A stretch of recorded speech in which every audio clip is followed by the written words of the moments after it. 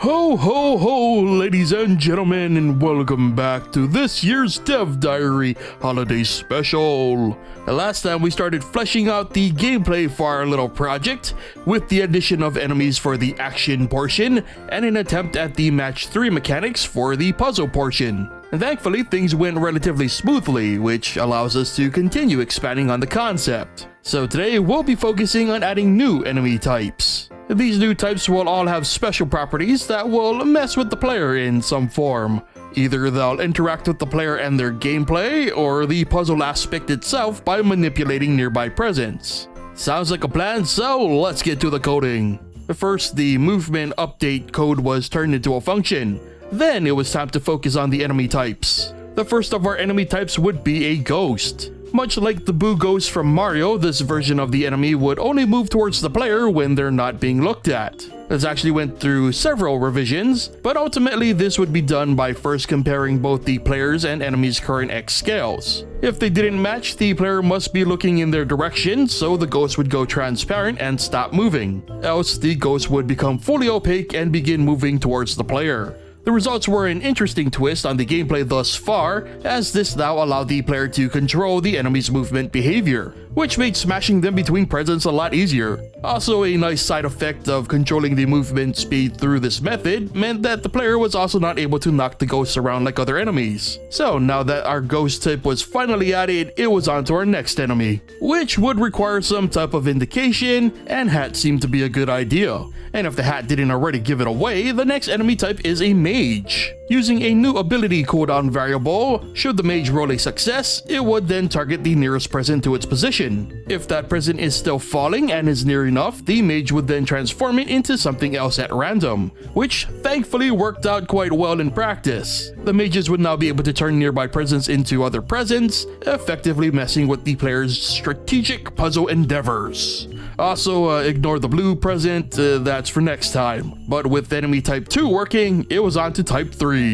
I wasn't sure what to name this one, so I went with Chef. The check for nearby presence was made universal because, much like the Mage, the Chef too targets, well, nearby presents. Only the Chef does not change presents so much as they eat them. Well, technically speaking, the Chef enemy will simply delete a nearby falling present if near enough, which again thankfully ended up working out quite nicely. And while seemingly overwhelming to play against, it should be noted that these are meant to be special units, and should be much more rare by the end of things. So with that said and everything working, it was on to our next enemy type. And it's what I called a bomber, which would be signified by a tiny hat with a wick sticking out of it. Totally makes sense if you think about it. Anyway, the bomber would be a bit different from the last two types. Like the Chef, the bomber would aim to remove presents from the game, however, in a more destructive area of effect type of fashion. This was attempted via collision circle and then later collision circle list. When the bomber explodes, which is chosen at random, a list is generated of all the presents within the explosion radius. Those presents are then destroyed along with the bomber unit itself. And originally this didn't work. It actually ended up taking me a while to figure out why, and you may have already noticed it for yourself.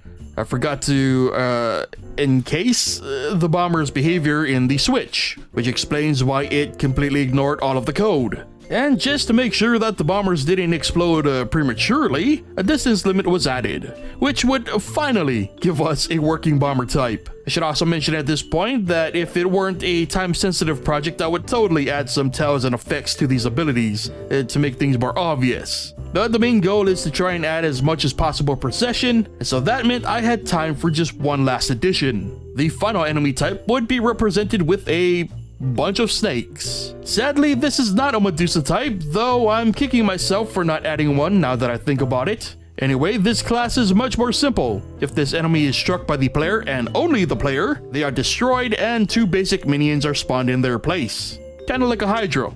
Get it? Snakes. Hydra. Mythical being that duplicates. Yeah.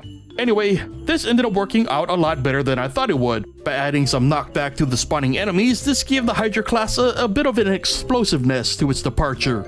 It was a nice way to cap off the addition of enemy types to our game. And toning down the spawn rates of these specials actually made for a pretty fun, yet still very chaotic experience. Although it's clear that the enemies kind of forced the present matching to take a backseat in its current iteration. But this was turning out to be a lot more of a coherent idea than I anticipated. Like, I had originally planned to have the enemies do contact damage to the player. However, after working on these types, I feel like that's no longer necessary. Their simple existence to be annoying and to get in the way just seems like enough. And especially given what I have planned for next time, that's probably a good thing. But for now, that brings us to the end of today's special holiday dev diary. So, if you enjoyed the entry, consider leaving a like. Be sure to also subscribe and hit that bell if you haven't already. And let me know what you think of the enemy types. Are there any other types that you think would have fit? Leave your thoughts and opinions in the comments. Thank you so much for watching, and I'll see you guys next time.